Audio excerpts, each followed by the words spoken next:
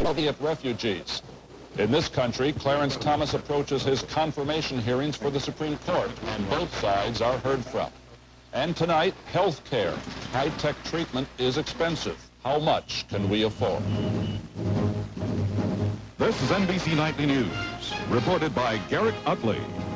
Good evening. It is indeed a special relationship, the United States and Israel. Sometimes it is a difficult one. And today, the leaders of the two countries are locked in a game of political hardball. At stake, the long-hoped-for Middle East peace conference. This is the problem. Israel wants the United States to guarantee $10 billion in loans to house and resettle the thousands of Soviet Jews arriving in Israel. President Bush doesn't want to even consider that until after the peace conference starts, since it might anger Arabs. And now, Israel's leaders are hinting there may not be a peace conference at all if the United States does not help, and help now. In Tel Aviv, here's Tom Asp. President Bush and Secretary Baker may be pushing Israel into playing hardball by suggesting that the U.S. delay guaranteeing $10 billion in loans. Government ministers here say this kind of pressure may stall the whole peace process.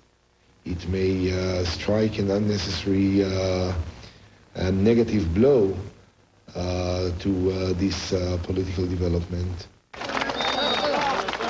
Yitzhak Shamir says the Arabs are going to harden their attitudes if they think the U.S. can pressure Israel. Opposition figures here say it's all maneuvering anyway. Israel will get the money sooner or later, and that Shamir has a wider aim. The basic strategy of the Israeli government today is to try and achieve peace on its territories while holding all the West Bank and the Gaza Strip under its authority. That's all.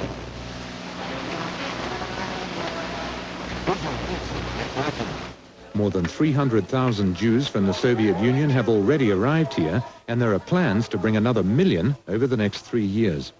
Each one costs $30,000. The government looks after them for 12 months, and then they're on their own, in a country where there's record unemployment and an acute housing shortage. Shamir has assured the U.S. the money will be used to settle Russian Jews in European territories, but he's done nothing to stop the Israelis moving there.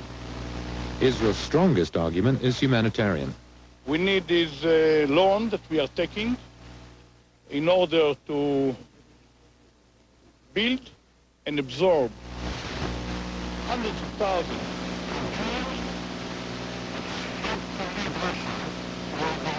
might be endangered. Secretary of State James Baker arrives September 16th, and he may be offering a few $1 million to help the Russian immigrants, while continuing to insist that the big loans, the $10 billion ones, wait until after the peace talks get underway. Gak? So, Tom, what is the best guess now as to when these talks will finally get underway? Well, the U.S. still hopes for October, but this argument about the loans overshadowing the participation by the Palestinians. They have still not said yes. All right, Tom Aspel in Israel, thank you. And let's turn now to the Soviet Union. And concern voiced today in Moscow about what winter could bring: hunger, unrest, yes, even riots. Edward Shevardnadze, the former Soviet foreign minister, said that is the big fear in Moscow. If food runs short, people, he said, will protest this winter. In the Baltic republics of Estonia and Latvia and Lithuania, the protests are now over. The battle for independence finally won. Today, their first full day of freedom. In Lithuania, Jim Maseda shows us what that means. The flag of free Lithuania may fly over the Parliament building, but Lithuanians are still on the alert. Anti-tank mines are clearly marked, but have not been removed. The armed Home Guard maintain their checkpoints, fearing a counterattack by Soviet Black Beret commandos. Around 50 Black Berets disobeyed orders to pull out of Vilnius and are hiding in the city. Some of us have to keep watch, while others enjoy their first day of freedom. In the streets, there was little joy, but there was peace and remembrance for those who sacrificed their lives for this day. Some struggled to understand what had happened. After 51 years, it's very hard to believe that we're finally free. But a free Lithuania will pay a heavy price. The poorest of the three Baltic republics, Lithuania can feed itself, but depends almost totally on Moscow for its oil, gas, and raw materials. If, as is likely, Moscow demands hard currency for those supplies, the fledgling nation will go billions of dollars into debt or go without. I just don't know what we'll do. It was already hard enough before, but now... prices are likely to soar as Lithuania seeks new suppliers and new markets to replace the Soviet system. Nothing will be solved overnight, but we know the Soviet Union can't help. They're poor and hungry themselves. We need help from the West. Despite all the difficulties, Lithuanians remain optimistic. They don't have their own currency yet or even their own passports, but as one Lithuanian told us, we'd rather have nothing at all and be free than return to what we had before. Jim Naseda, NBC News, Vilnius, Lithuania. And as we cover this world this day, we'll look at our country next in the battle over Supreme Court nominee Clarence Thomas. Also this evening, we'll meet the oldest jockey in the United States until last night at 69 Willie Clark, riding his last ride.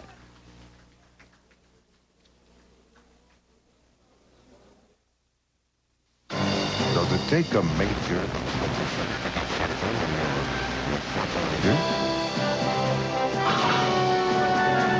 Would you say that finding things isn't exactly a piece of cake? You should explore Frigidaire Elite. Refrigerators so intelligently designed, they practically hand you what you're looking for. And are the most energy efficient we've ever built. After all, it's not just a fridge. I know it was our imaginations, but it felt like people looked at us like we had come from Mars instead of just moving from out of state. Oh, for a friendly face. Thank goodness we bank at First Interstate. And thank goodness for Bill Franklin. He not only had all our First Interstate accounts from home waiting for us. He also gave us the warm welcome we needed. Now that's extra mile service. If you want extra mile service, come to First Interstate Bank. We go the extra mile for you, guaranteed. Use call-ahead seating. When Thurgood Marshall retired earlier this year from the Supreme Court, he said he was slowing down. Then doctors found that his heart was. Today it was announced that he has had a pacemaker inserted. It was done on Thursday. Doctors say he's doing fine. Marshall is 83. The man set to succeed Marshall is Clarence Thomas, of course. The Senate hearings on his confirmation begin this Tuesday, and today's supporters and opponents were busy building him up or trying to tear him down. According to the case, President Bush again endorsed Thomas, calling him, quote, an extraordinary man. A liberal group fighting Thomas's confirmation released information that when he held government office, he had on occasion traveled at government expense when he should not have. Perhaps no group is more torn by the Thomas nomination fight than blacks. Most black leaders in this country oppose the conservative views he supports, but many respect his struggle to work his way up and out of poverty. The result is that there are many human as well as legal issues in the debate over Clarence Thomas. Here's Jimmy Gangale. And I think in so many cases, when you look at successful people, they are a product of their own vision. Joshua Smith had such vision. 13 years ago, with almost nothing, he started a computer company. Today, he has more than 1,000 employees and a company worth $60 million.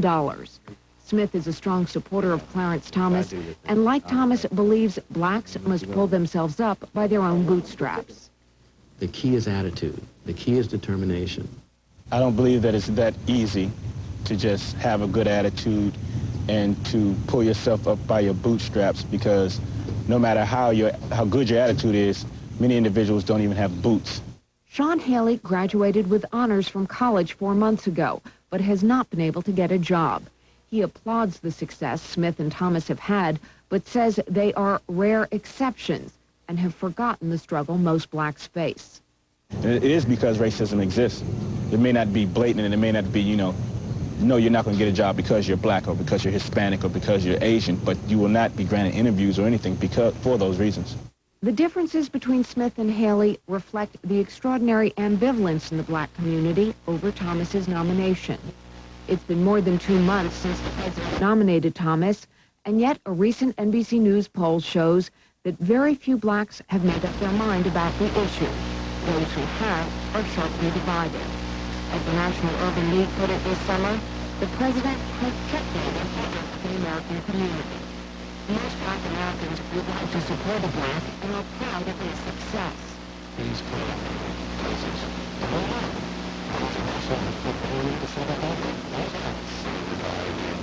Silver spoon as well.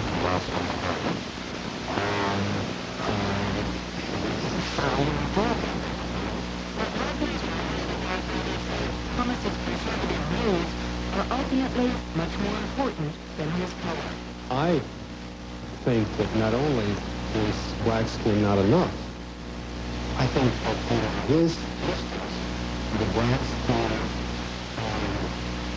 is destructive because white people, conservative white people, for years have tried to pick black spokesmen who agree with them in order to validate racism. And Clarence Thomas is exactly in that mode. Will be confirmed, but this is such a sensitive issue in the black community that there were dozens of people we tried to interview who said that it was just too controversial for them to talk about in public. Garrick? Jamie Gangale in Washington, thank you. Well, as important as the Thomas confirmation hearing is, it's only one of a number of critical issues facing Congress when its members return from summer vacation next week. Henry Champ tells us what we can expect there. Congress returns with Democrats prepared to slash the defense budget now that the Soviet threat seems to have dramatically diminished, but they're divided about what to do with any time. Some are even about Moscow. We do not want the first winter of freedom after 70 years of communism to be a disaster for the Soviet Union. What we should do is provide some money. I'm suggesting here as a illustrative figure of $1 billion. But other Democrats say money saved by stripping high-tech weapons from the $291 billion defense budget or from closing foreign bases must be spent at home. We've got serious problems at home, and we need to bring those people home. And we get back to the basics of jobs, education, health care, getting our economy in shape. This was never going to be an easy session, not with the nominations of Judge Thomas to the Supreme Court or Robert Gates to head the CIA. What's more, the president has promised to veto a number of Democratic programs, and congressional Republicans are determined to support him. What he's not willing to do is to just sign bigger spending bills for the same tired old bureaucracies that have been failing. Vetoes threaten family planning legislation over abortion counseling, civil rights on the quotas issue, the crime bill on capital punishment and on weapons bans, and transportation over a 5-cent-a-gallon tax hike. Our agenda for this year is simple, straightforward, and it affects almost every American family. We want to cut taxes for the middle class. We want to reform the health care system to see that every American can get a doctor. But with Congress distracted by events in Moscow and the President and Democrats sharply divided over a host of domestic issues, it hardly seems likely that tax reform, health care, or many other programs are possible this year. Henry Champ, NBC News, at the U.S. Capitol. And this note tonight about presidential politics. Iowa Senator Tom Harkin, a Democrat, said today he has decided to run for president. He will formally announce his candidacy a week from tomorrow. That will bring the total number of formally declared Democratic candidates to 2. The other is former Senator Paul Tsongas. I heard, but I'll be back. I know. My doc says I'm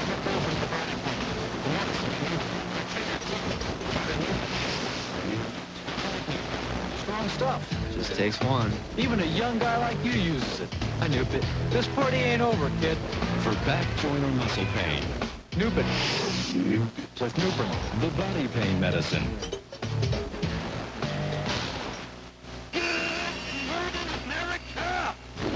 Good morning. Good morning. Wake up, you sleepyhead. Good morning to you and you and you. Get up, get up, get up. Every morning all across America, over 50 million people come to work with Good morning, good morning, good morning. the way water is brought to life. I thought all no-stick cooking sprays were just like Pam. Boy, was I wrong. Only Pam is all natural with no preservatives. Only Pam. And Pam adds virtually no fat or calories for healthier meals. All natural Pam, a healthier way to cook. If your doctor has recommended this medicine, without the results, but your fiber has processed a foot liquid, change the fiber card. Get the same fiber actually easy to swallow tablet. Get doctor recommended fiber card.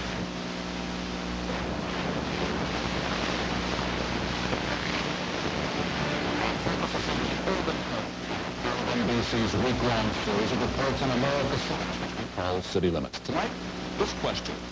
During hard times, was the money available for our cities very well spent? With us, it's no problem. We're really talking about priorities, aren't we? Indeed. Medical technology is getting more and more expensive. Public hospitals in inner city areas offer the latest, but often that comes at the cost of basic preventive medicine and other social services. University Hospital stands like a fortress in a rundown neighborhood of Newark, one of the poorest cities in America. Peggy Moore, a head nurse, has worked here for 28 years. Before I started, I had this idea of Dr. Kilby. That is not the case. There's no glamour.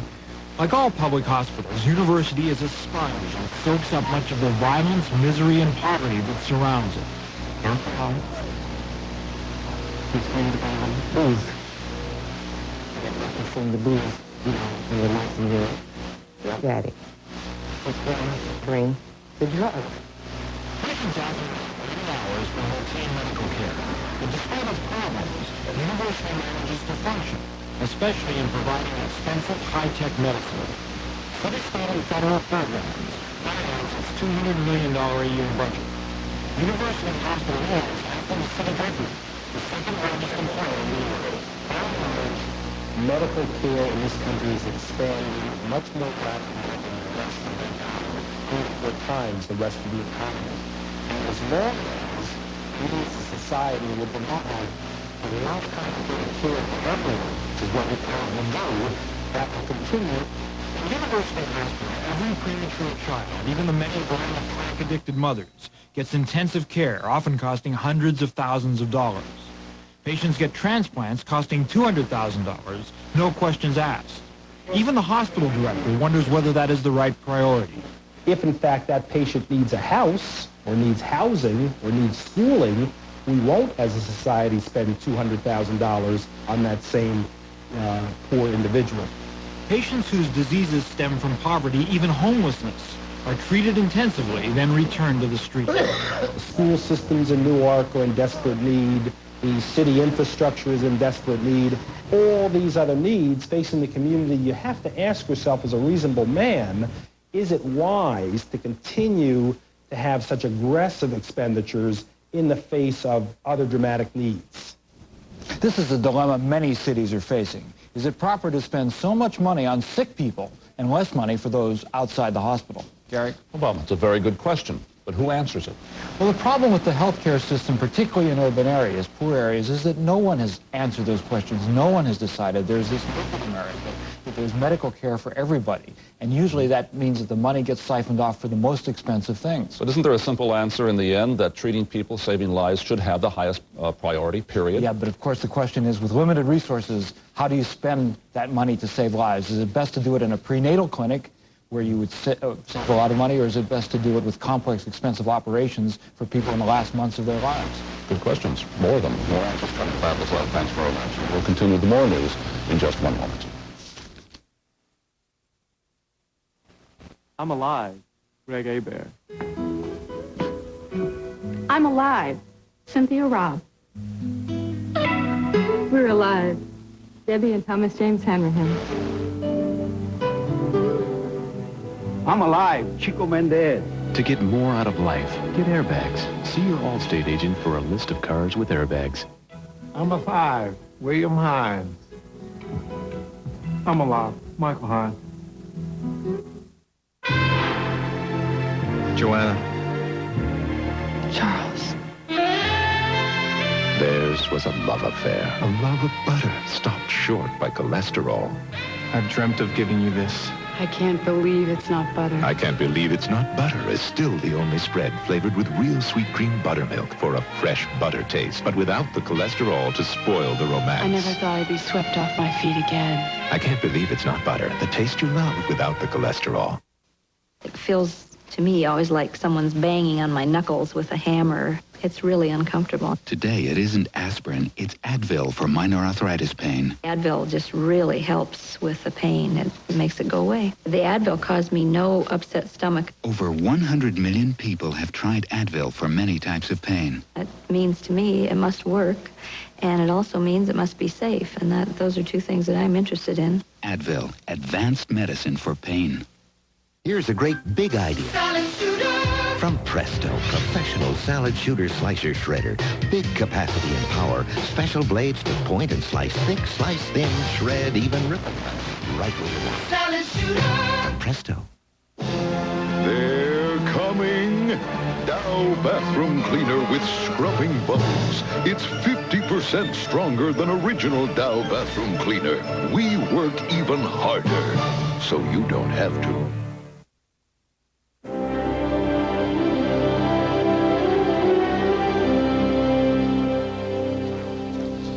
In Holland today, a European peace conference, an attempt to end the fighting between the Yugoslav states of Croatia and Serbia. The Croatian president accused Serbia of waging, quote, a cruel war. The Serbian president accused Croatia of, quote, state terrorism. Well, what is happening in Yugoslavia is much more than a bloody dispute over a common border. The fighting could turn into the first war in Europe since the end of World War II. Here's Charles McLean in Zagreb. The Croatian president hurried back to Zagreb to brief his government. All parties in The Hague had agreed to work for peace, but will good intentions end the killing? We have to see if Serbs, Serbian and Yugoslav army would stop aggression against Croatia. But I think Croatia is near international recognition. International recognition of Croatian independence from Yugoslavia would be a major victory for Croatia, though Europe's main concern is finding a way to end the fighting. But if the European community is pressing for peace, it's still not clear that the warring parties in Croatia have gotten the word. In the village of Rajic today, fighting continued despite the peace talks. 3 Croatian militiamen were reported killed and 7 wounded. Casualties among the Serbian guerrillas, unknown. If peace does come to Croatia, it'll come too late for the victims in Rajic. Residents in the Croatian capital are understandably cynical. As diplomats struggle to negotiate a ceasefire in The Hague, the citizens of Zagreb practiced civil defense. While both Serbs and Croats say they want the killing here to stop, there may be too little trust on both sides to make a lasting ceasefire possible. Charles McLean, NBC News, Zagreb. And here is another sign of Europe's transformation. Today, the Vatican announced that it is resuming diplomatic ties with Albania. Not that long ago, all religion was banned in Albania, and the government there condoned the killing of priests.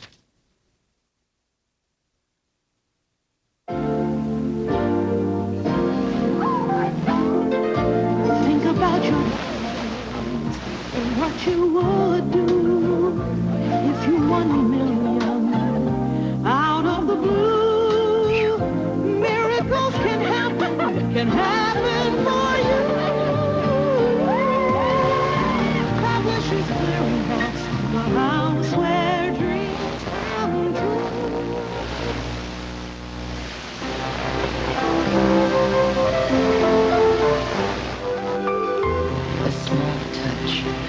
A certain look. It's the things that are worth the most. Which is why every water faucet gives you more than you'd ever expect for the money. Giving it more for those things you can't even put a value on. Delta, the way water is brought to life. When you get gas pain, you've got a choice. Your antacid or Gas X, the tablet made for gas pain. It's extra strength, 100% simethicone to get rid of gas faster than your antacid. That's right, the Gas X. Today, there's a prescription strength cure for athlete's foot. Lotrimin AF, the #1 prescribed athlete's foot medication available without a prescription. Lotrimin AF, the prescription strength cure for athlete's foot. Whirlpool thinks a great refrigerator is one you barely even notice. Solidly built to last for years so you can all but ignore it. If you want a refrigerator so well built you don't have to think about it, think about Whirlpool. And finally this evening, how long can athletes keep doing it in sports? Well, Jimmy Connors is at 39, although he lost in the U.S. Open semifinals today. Lost to Jim Courier, who was only 21. That's what he's done all day. Youth triumphs there. And then there is Willie Clark, competing until he was 69. Who is Willie Clark? He was the oldest jockey riding in the United States until last night. And when he crossed the finish line for the final time, he was not the kind to go quietly into the night. Here's Lucky Severson. Welcome to the Charlestown Turf Club.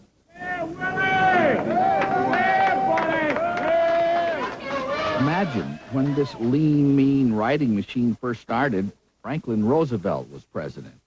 The greatest thing in my life was going out there and doing the best I can and winning for the public. Willie Clark has raced almost every track in the country, won, placed, or shown in over 3,500 races. He is a fierce competitor. When the bell rings, your friendship ceases. I don't want to say that Willie is a dirty rider. He's an aggressive rider. I ride to win. The fans love him, but many of the jockeys who ride against him, like Larry Reynolds, don't. He rides very dangerous. I mean, he'll rack you up in a heartbeat, and he don't care. Willie Clark has had his share of suspensions and reprimands, the most serious in June. He was riding the horse out of gate 10. And they're off. When you used to run when there's no cameras and no film, stewards couldn't see nothing. But now we got cameras and films, and you can't get away with it no more. He was suspended for 30 days for reckless riding. He said his saddle slipped. And I didn't mean to do that, and the horse did it on her own. The jockeys say it's because Willie Clark is getting old and dangerous, and they asked him to retire after his 10,630th race. He had wanted to wear the silk until next year, after he turns 70. The odds against his horse were 10-1. Willie Clark came in last. It was a bittersweet moment. I've had a good life. Let them have it. Lucky Severson, NBC News, Charlestown, West Virginia. Well, as we observe the accomplishments of those rich in years, let us honor Eddie Mae Green. Tomorrow is her birthday. She'll be 114 years old, the oldest person in this country. She will mark the day in Linside, West Virginia. Eddie Mae Green has had 9 children, 21 grandchildren, 47 great-grandchildren, 37 great-great-grandchildren, and she's been a widow for 72 years. Now, usually in such cases, the question is asked to what does this person owe his longevity? Some say it's because they never smoked or drank liquor. Some others say it's because they did smoke a cigar or drink a bottle of whiskey every day of their lives. For the record, Eddie Mae Green says her 114 years are due to clean living, taking a vitamin each day, and also a milkshake. Happy birthday. And that is our look at our world this day. Join us tomorrow morning for Sunday Today and Meet the Press. Our guest will be White House Chief of Staff John Sununu. I'm Garrett Utley. Good night for NBC News. I run all day. I don't know why this time don't run better than that. Huh? He should run better than that.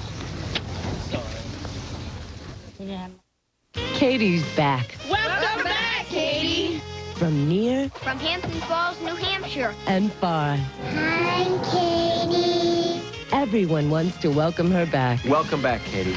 Katie's coming back to NBC. The Today Show. Hey, Katie. Alaska misses you. Monday. Robert Marshall was the head of the All-American family until he was accused of killing his wife. Based on a true story, Blind Faith, NBC Sunday. The problem. Smith's is tremendously overstocked from a delayed store opening in Spokane. The solution. A massive company-wide inventory reduction event featuring incredible values like these. Pioneer 15-inch 3-way bass reflex speakers for just $99 each, and this is just one of many excellent Pioneer values you'll find in the Sound Shop. Plus, long-term deferred financing on any purchase of $299 or more through Monday only during the incredible inventory reduction event at Smith's. Hold me, never let me go until you use me. When you do, I know you'll always choose me. Let me know that I'm the one for you. It's the one that gets used. U.S. West Direct.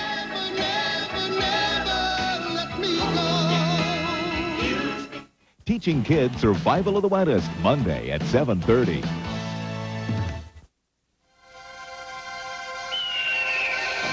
On this edition of The West, fishermen are literally dying to bring you fresh fish, sailing on...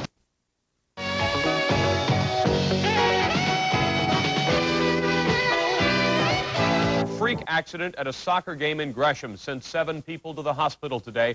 That accident occurred about 12:30 this afternoon at Lynch Meadows School when a set of bleachers collapsed. About 100 people were sitting on the bleachers when it collapsed on its side. 9 people suffered injuries in the accident. Authorities say 7 were hurt badly enough to require hospitalization. Witnesses say the accident sounded like a loud gunshot when the bleachers fell.